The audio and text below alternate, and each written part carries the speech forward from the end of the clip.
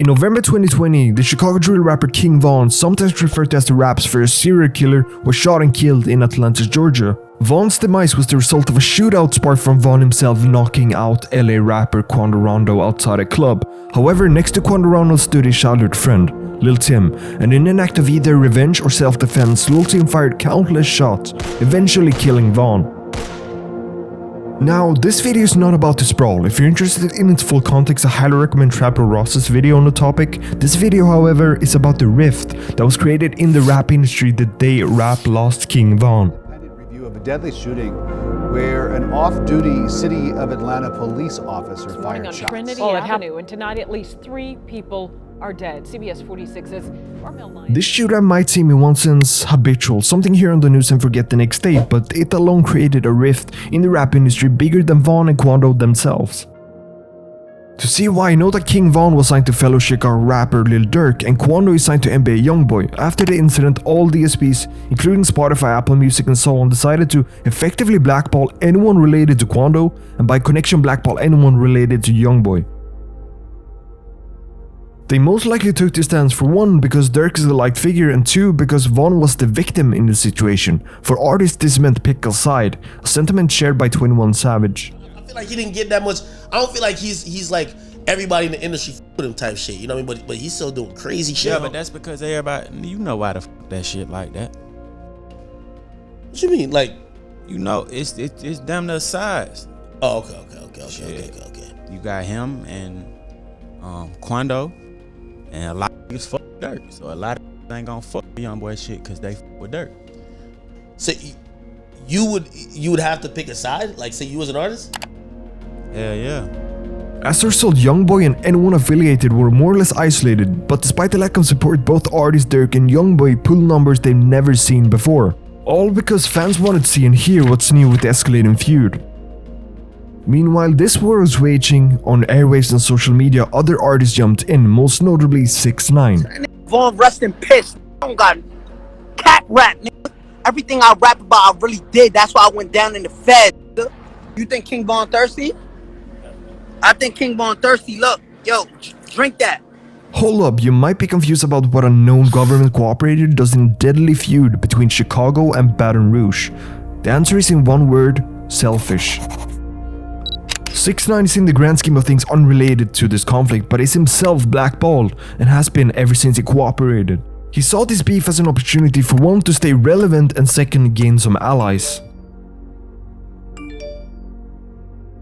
But it wasn't just a marketing ploy for 6ix9ine. Ever since 6ix9ine got on house arrest, he has had differences with the rap industry. The industry wouldn't give him any promotion, the industry wouldn't allow him any features, and the industry wouldn't grant him any industry friends. That Billboard is a lie. You can buy #1s on Billboard. I want that to register in your head. Quick, because I'll be real disappointed if Billboard gets paid for #1s, somehow manipulate the charts. I want the whole world to see this. But for 6ix9ine, it became him versus Durk, where Durk was the embodiment of the industry that has had him blackballed ever since he got out. You call Durk and get him in the same room as me? Make it happen. You got the phone right there. Oh, but and what are you saying? And what? No, you telling me you want to head up with Durk? I head on with Durk. I head on Durk in the bathroom right there. I've been doing that in the no jail. Cameras? No cameras. I've been doing that.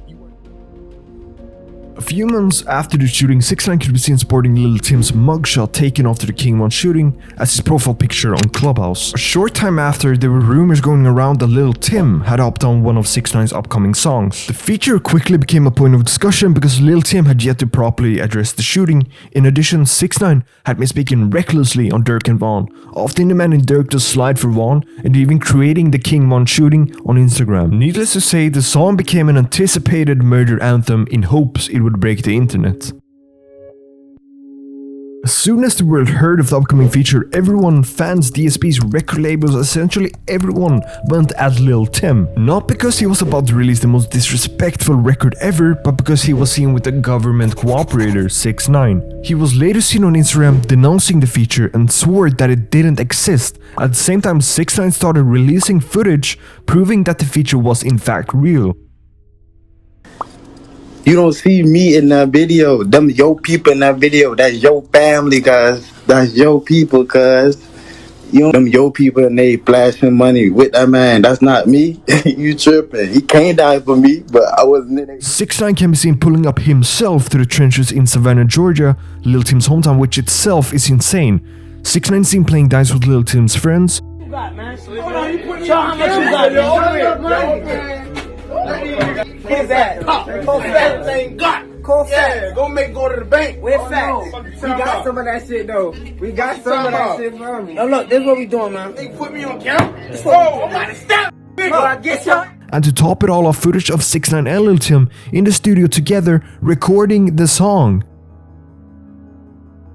Soon thereafter, Lil Tim spoke on the situation, claiming he finessed 6ix9ine out of $100,000. Did a feature with 6ix9ine that had people, you know what I'm saying, going. It didn't drop though. Nah, I never did it. I act like I was gonna do it. Got down a couple of 40, 60 rats type shit. Trying to get put on by no rat. Anybody else, I wouldn't have ran off. I would have did it.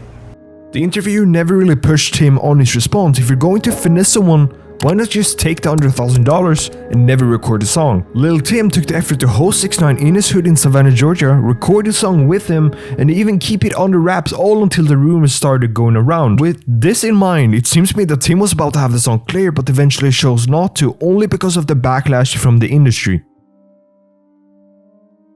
So, the song never released, not because it wasn't made like many believe, but because it wasn't cleared. When you make a feature with an artist, a featuring artist label must clear the feature, which in simple terms means signing a contract so that the song can be released legally on Spotify, Apple Music, YouTube, and so on. The song can't therefore be released legally, but why didn't 6ix9ine just leak it? Well, it's simple. According to academics, 6ix9ine didn't want to give Tim any further attention after finessing him of the $100,000.